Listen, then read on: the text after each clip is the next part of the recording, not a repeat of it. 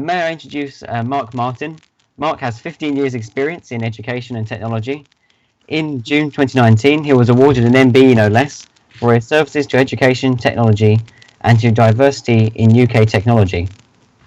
Also in 2019, he was an award winner at the London Business Awards. Mark is also an esteemed lecturer at the University of Hertfordshire.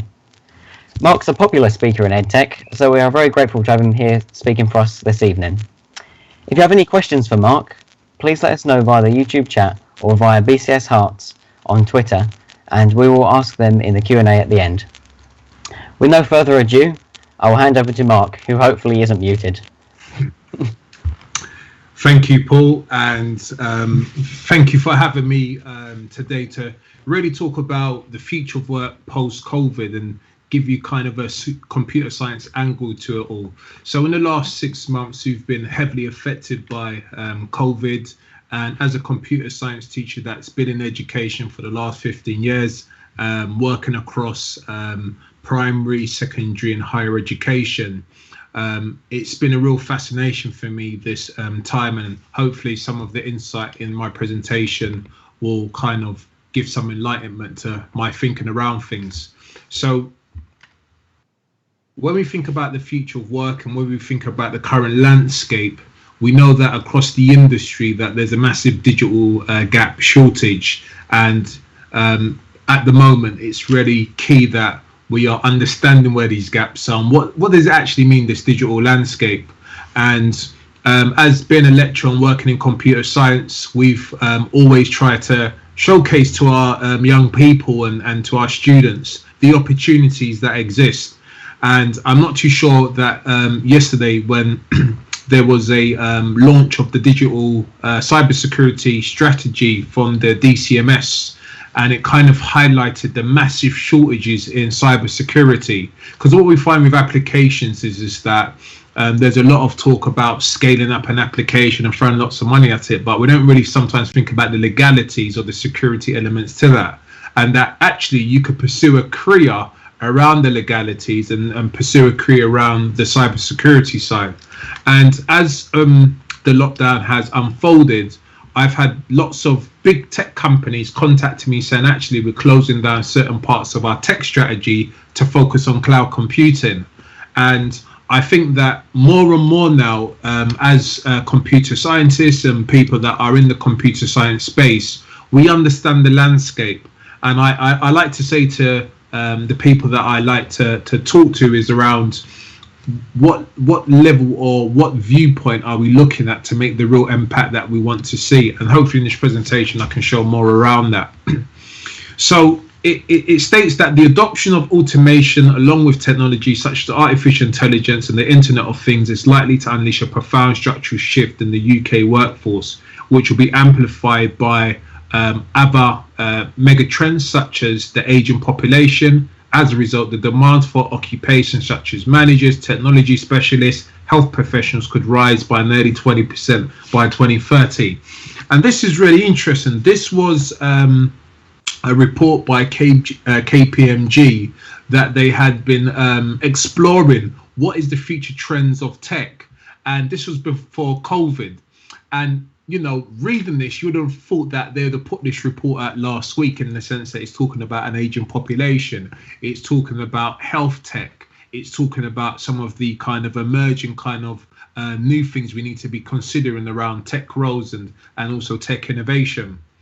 But one thing that we are starting to see, and especially from teaching computer science and interacting with my students, the whole high street's becoming automated too.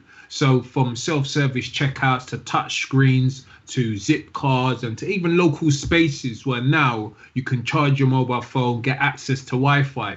What does this new future look like? Where do young people fit into this, or where do students of computer science fit into this? And, you know, back in the day, we'd tell an individual to get a part-time job in a supermarket. But if there's self-service checkout there in the supermarket, what type of advice or kind of pathways do we want to be talking about? Do we want to be pushing students into coding or into more around the user experience of these types of platforms? And then when we look at local spaces, some of our traditional spaces in where I work in Southwest London in Brixton, we're starting to see lots of traditional spaces turn into tech hubs, digital working spaces. People are building digital businesses, and one of the passions that I have is that it would be a crime for computer science students and students that are interested in tech to be walking past these buildings and not seeing that one day I actually can build a tech company within these spaces. And through COVID-19, I've seen more and more now where we are thinking localized, how we're thinking about our local economy, how we're thinking about local areas. It's not just about getting a qualification in a tech and then moving into inner city. We're now seeing that you can actually work anywhere around the world and you can pretty much function as normal. So I think that there's going to be some mega trends in terms of how we kind of view innovation and where innovation is really going to be centralized or decentralized in some extent. And then there's new ways of working. So Zoom has definitely not just Zoom, but a range of different online conferencing and video conferencing tools have basically transformed the way we kind of interact. And is this going to be a part of the future? Do we need to have blended learning around having some things online, having some things offline? And I think that there's this real opportunity now how we can bring different thought leaders in the tech space from around the world to have really interesting conversations, breaking down a lot of the barriers that sometimes we do have. And I think that there's going to be some real changes in terms of the way we work and the way we communicate. Probably in the future, it might be around VR or AR, in the sense that we can have meetings in a virtual reality kind of context. But for now, we have to change the funny backgrounds of our screens and participate in conversations. But more and more, I'm starting to see some great changes in that.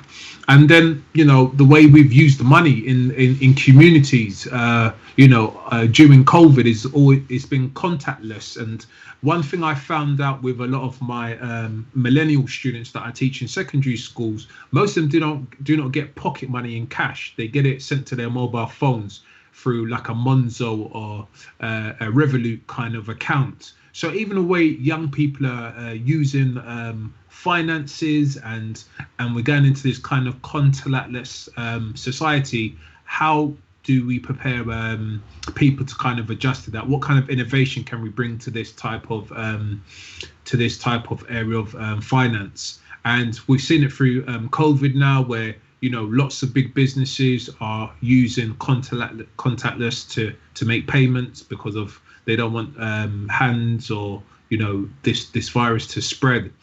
And I alongside the opportunities of this, there is a sinister side in the sense that if you do not have protection around your NFC and devices, you could be susceptible to fraud. So again, there's so much opportunities here in terms of where we kind of where we're supposed to be focusing on, and some of the kind of opportunities of innovation.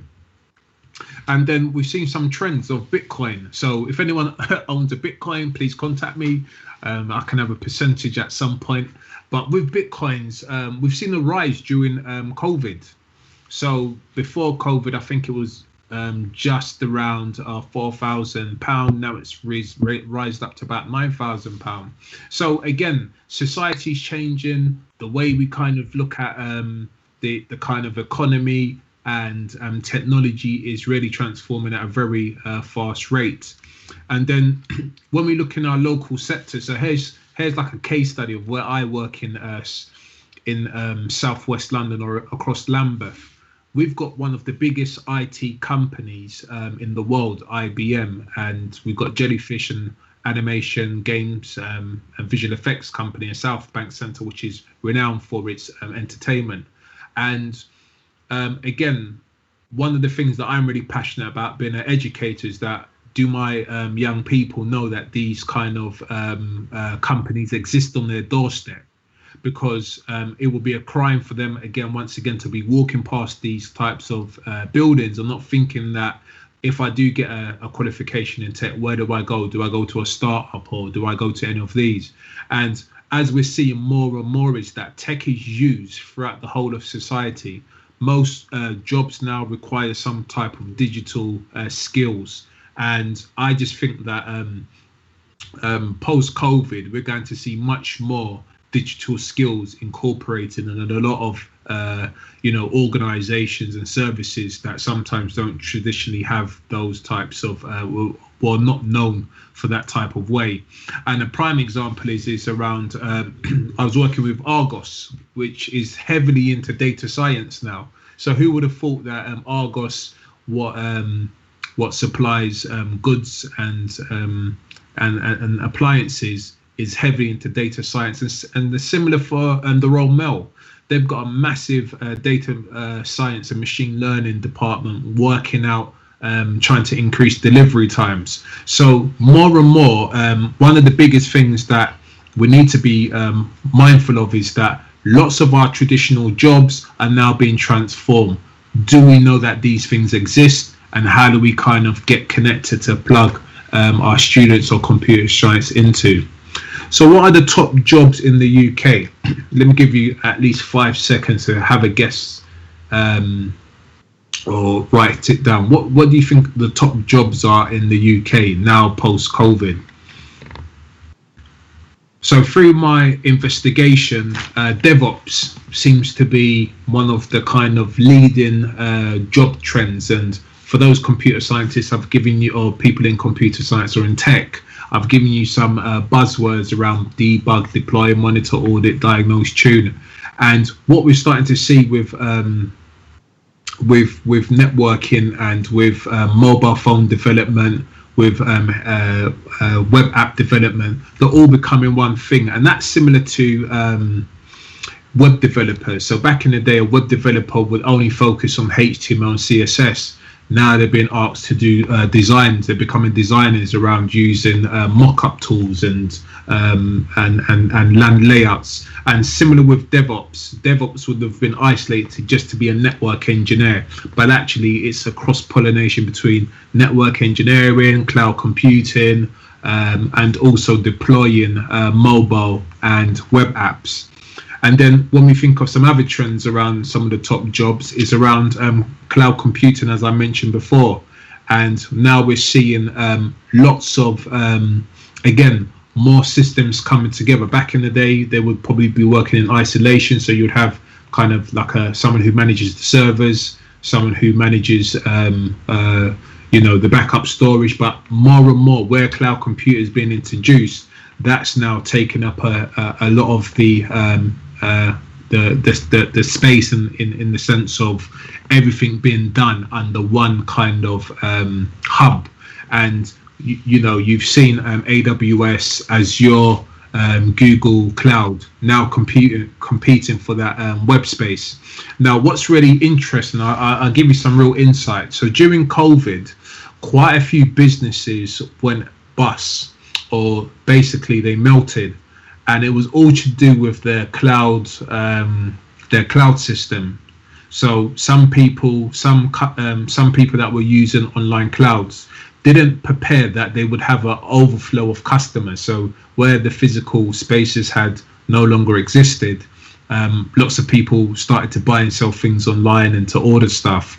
And the companies that were really mindful of cloud space capacity were able to survive and be able to innovate within these spaces. So definitely, if you're thinking about your next steps in tech, if you're thinking about where are the opportunities in tech where I can get involved, definitely cloud computing, because there's so much different elements, from again security, database management, to managing servers, deploying apps, mobile phones and tablets.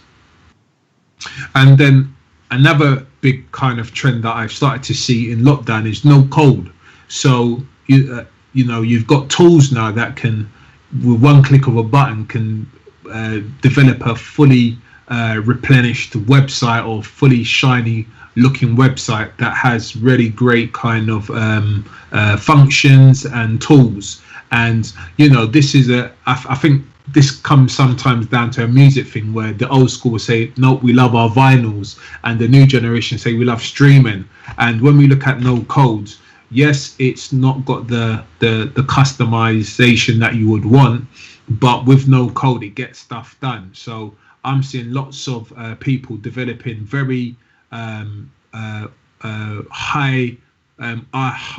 functional apps by using a lot of these plugin tools, from Zapier to Airtable to Webflow, and these are some of the tools that I'm starting to see a lot more in. So if you said, Mark, I don't want to get into tech, but I'm interested in terms of with great ideas and to try and test them straight away, then no code would be an option.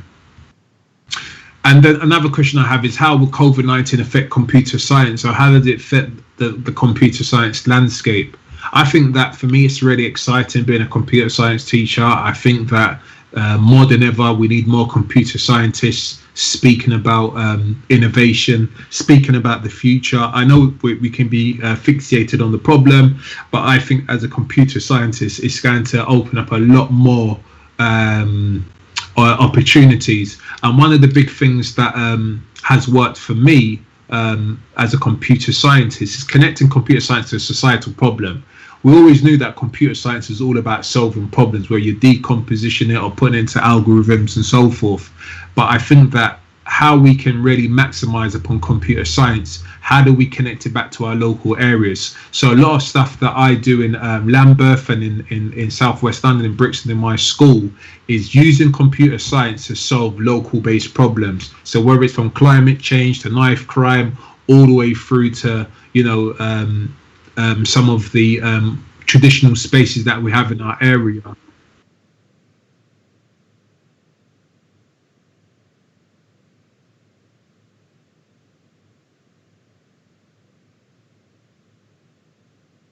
Sorry about that. So just to wrap up and to leave with a few thoughts is around, we know that access is a big issue in terms of the talent is there. How do we give them access points? There's lots of opportunities in our local spaces. How do we kind of raise that awareness of the tech opportunities in our local spaces? How do we get people connected to those opportunities? Another thing I was mentioning earlier is about awareness. So yes, there is a digital skill gap, but there's awareness gap, because a lot of the times when we're looking at technology and looking at the opportunities, unless you're in a certain bubble or a certain network or a certain pool of people, you only get that opportunity. How do we expand that awareness, that more young people or more computer science graduates or more people in tech are able to take part of those experiences? And then lastly, one of the things that I've been researching about is connections. So if you're thinking, Mark, I'm not in a city, how do I get connected? I am in a city, how do I connect with other people in the technology world? I've done 3 things. So one, you can definitely connect with people on LinkedIn. That's a great method. I've used social media in a really cool way. So I follow like the top people leading the profession in computer science and technology. And sometimes it's about understanding what they do and reaching out to them. And then attending events like this, understanding where the industry is going. I think that these are some of the things that are definitely going to prepare you post-COVID. But, sometimes when we are designing these types of situations, we've got to make sure that it meets our young people or students on these courses. So if we are connected to them and give them the opportunity, make sure that we are listening to them, or they ain't going to take full use of that type of service or opportunity. So just to wrap up, so by 2030, 2/3 of the UK workforce could be lacking in basic digital skills, while more than 10 million people could be underskilled in leadership, communication, decision-making skills. So apart from, being a technologist, you still need to have that leadership. You still need to have the communication and decision-making skills, which was mentioned during COVID. And here's a few examples of how I've been able to connect more young people and more people in computer science to the opportunities. So this is me taking my cohort to LinkedIn to develop their CV so that they can sell themselves as computer scientists to the industry. And off the back of that, one of our students has got a top apprenticeship in Deloitte doing cybersecurity, which we're really happy about. And again, it's about making those connections, giving young people exposure to the opportunities. We've done technical mock interviews. So one of the biggest things that I saw with industries that sometimes it takes 2 or 3 interviews to get a job. Now, if you're listening and you're thinking about what is that I need, HackerRank would be one.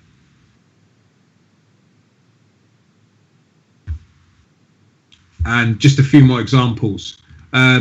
Creative skills. So we get, as I said before, we're using a lot of the digital skills and tech skills in school then to impact our local community. So here's a student creating digital designs for the local community, hopefully to put on a billboard. So that was the kind of big aim here. This was an example of co-working with experts. So we had London West End actors working with computer science to raise their confidence in terms of presenting themselves when they are talking about technology and innovation. And just to rush through a few more, so we set up a games esports room. We felt that a lot of our students were coming to school with some of these kind of top skills. Let's go back. They would come to school with problem solving and presenting and creativity, but they didn't understand that some of the innovation that they were doing at home actually can be used in the industry. And that's going to be a big thing, is that during lockdown, we're going to see lots of innovation coming back into institutions, coming back into local areas. How do we receive that and help that to flourish and grow? So those are some of the things that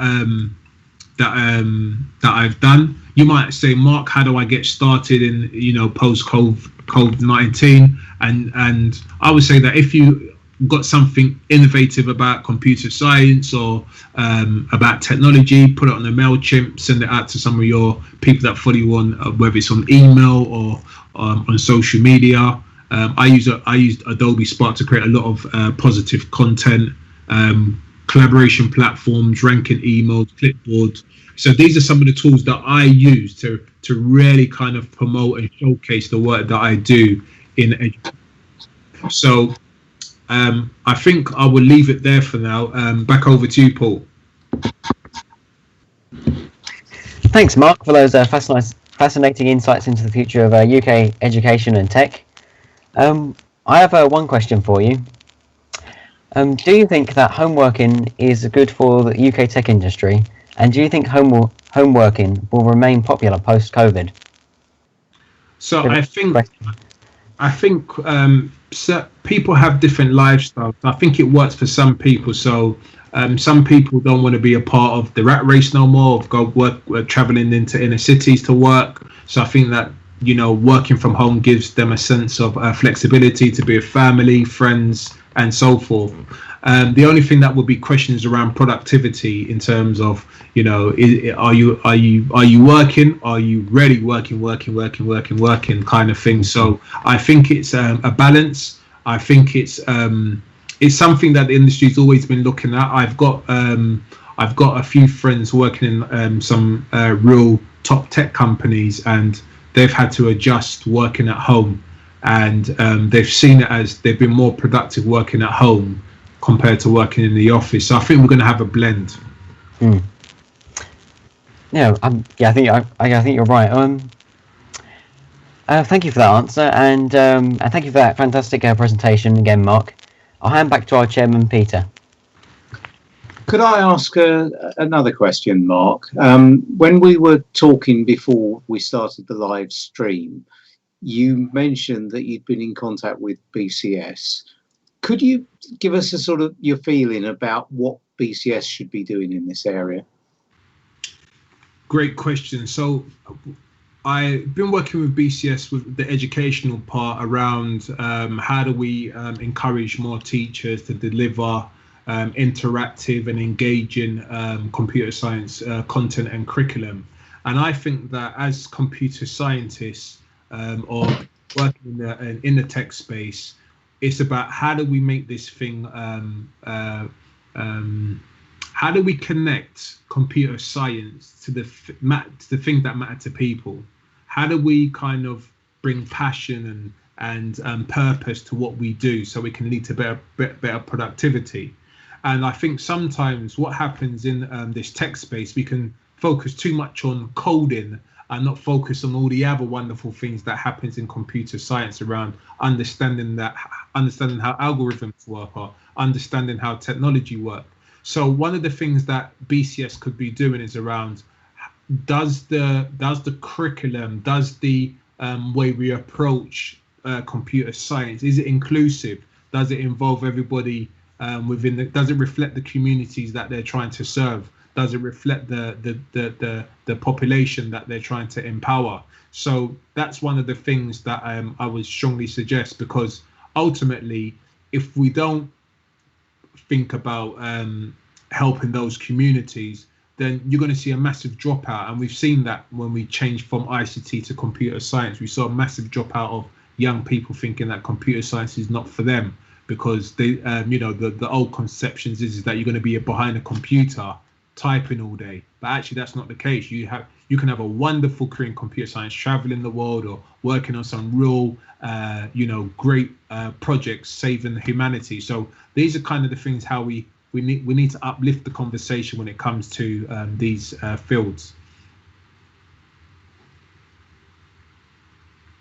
Okay, well, thank you very much indeed for your time tonight, Mark.